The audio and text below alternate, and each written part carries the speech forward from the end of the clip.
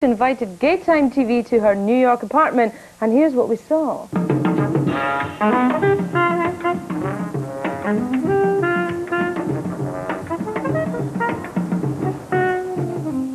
hi, it's Gaytime TV. I've warned you my apartment's really small, but you're welcome to it. Come on up. So, this is the apartment. Lovely kitchen. Living room. Dining room. All in one cozy little room for convenience sake. Oh, the bathroom is just around the corner. And here is the bedroom. A simple bedroom, a literal one in the sense that it is a room with a bed in it and a rosary, which means nothing except it scares people, and it's cute. It's from Cuba. This is the American Video poster, which is a long story about how they tricked me into this. This woman here is not V.S. Brody, who plays Eli, but she's actually a Swedish model who, when the makeup said, "What would your mother say if she saw this?" She said, "My mother will never see this." I like this one best because they, for once, chose to use a still from the film, which is something no one else saw fit to do. And you can see Valerie, V.S. Brody, and you can see that she's a girl who looks like a boy.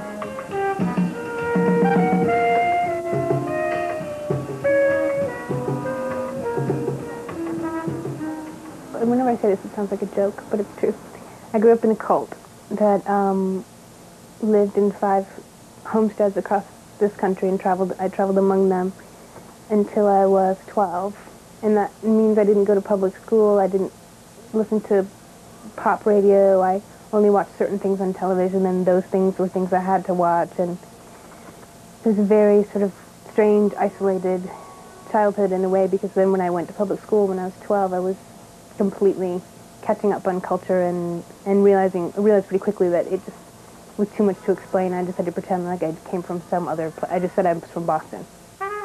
This is what I call my shrine. And when I moved to New York, I moved here with literally 2 suitcases.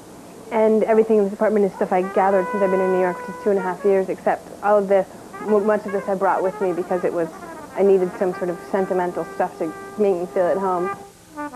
I'm actually putting a spell on someone. They're not aware of it at the moment.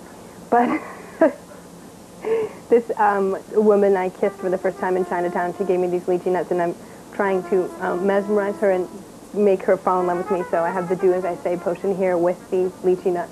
I don't know. It's halfway funny and halfway serious. If it works, I'll take it more seriously.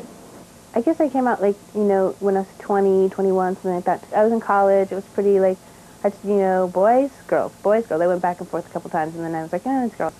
And my parents are pretty, okay about it. I mean, as okay as they can be about anything that has anything to do with sex.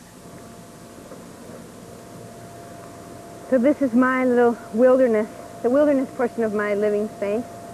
I come out here and I look down at the restaurant and try and determine what the weather's like based on what people are wearing down there. And I often forget that they can possibly look up and see me. I've been caught topless a couple times.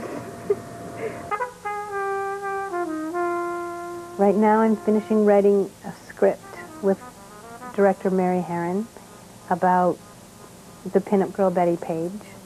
I'd like to do Betty Page, maybe do one more movie after that, just because if Betty Page comes off well, I'm sure I'll have opportunity to do a bunch of different things. Make enough money to go away and write a book, and then turn 30 and think about everything.